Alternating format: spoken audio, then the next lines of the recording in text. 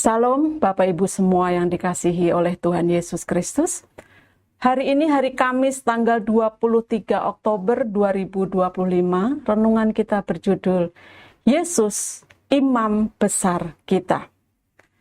Firman Tuhan kami ambil dari kitab Ibrani pasal yang kedua, ayat yang ke-17 sampai dengan ayat yang ke-18, demikian bunyi firman Tuhan. Itulah sebabnya, maka dalam segala hal ia harus disamakan dengan saudara-saudaranya, supaya ia menjadi imam besar yang menaruh belas kasihan dan yang setia kepada Allah untuk mendamaikan dosa seluruh bangsa. Sebab oleh karena ia sendiri telah menderita karena pencobaan, maka ia dapat menolong mereka yang dicobai. Seorang miliarder asal Rusia bernama Sergei Nokosny beberapa waktu lalu berhasil mencuri perhatian orang banyak. Sebab ia bergabung dengan sebuah perusahaan transportasi dan bekerja sebagai seorang kurir makanan. Hal itu dilakukannya selama masa karantina COVID-19 beberapa tahun lalu di negaranya. Sergei ingin melihat dunia dari perspektif yang berbeda.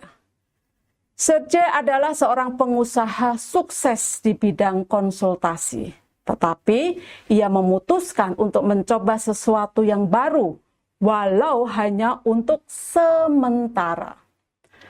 Sebagai kurir, Sergei berjalan kaki rata-rata 20 km dalam sehari untuk mengantarkan pesanan makanan.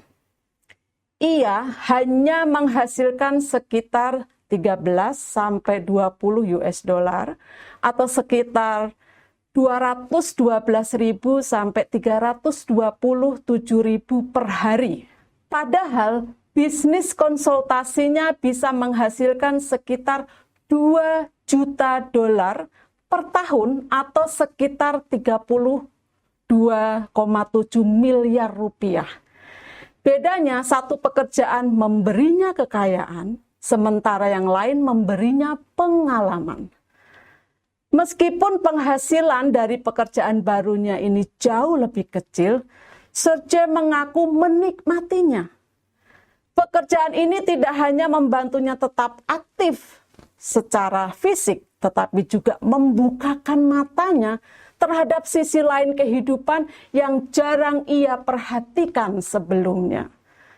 Dalam dunia yang bergerak cepat, ia menemukan kepuasan dalam kesederhanaan. Bagi Sergei, menjadi kurir bukanlah tentang uang, tetapi tentang pengalaman baru yang tidak bisa ia dapatkan di kursi CEO. Satu hal yang menarik bagi Sergei selama menjadi kurir adalah bahwa orang-orang tidak begitu memperhatikannya. Lucunya, orang-orang hampir tidak memperhatikan kurir makanan, padahal kami mengenakan seragam kuning terang yang lebih mencolok daripada sinyal Wi-Fi penuh, ujar Sergei sambil tertawa.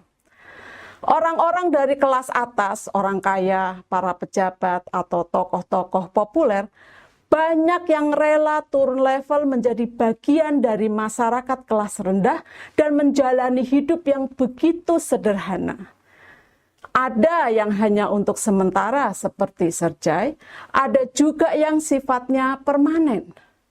Dan orang banyak pada umumnya akan memuji pilihan yang dibuat oleh orang-orang hebat ini. Sebab memang tidak mudah bagi orang kelas atas menjadi bagian dari masyarakat kelas bawah. Oleh karena itulah orang-orang yang membuat keputusan turun kelas sangat dikagumi, selalu dikenang. Bahkan walau hanya untuk sementara seperti Sergei. Memang, perbuatan mereka layak dikagumi dan dikenang. Tetapi kita sebagai orang percaya seringkali lupa apa yang telah dilakukan Yesus bagi kita. Yesus juga telah turun kelas ketika datang ke dunia. Dia adalah anak Bapa yang meninggalkan singgasana di surga dan turun ke bumi menjadi manusia. Dalam keadaan sebagai manusia, ia mati bagi kita. Bahkan setelah kebangkitannya, sisi kemanusiaannya tidak hilang. Karena ia ingin tetap bersama kita, merasakan apa yang kita rasakan. Itulah sebabnya ia disebut sebagai Imam Besar Agung. Kata-kata bijak, Yesus mengerti apa yang kita rasakan dan alami, karena ia telah terlebih dahulu merasakan dan mengalaminya. Bapak Ibu, mari kita berdoa.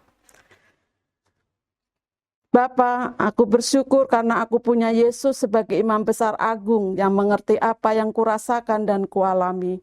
Dalam nama Tuhan Yesus aku berdoa dan bersyukur. Amin. Puji Tuhan, kami berharap renungan hari ini menjadi berkat bagi kita semua. Tuhan Yesus memberkati. Amin.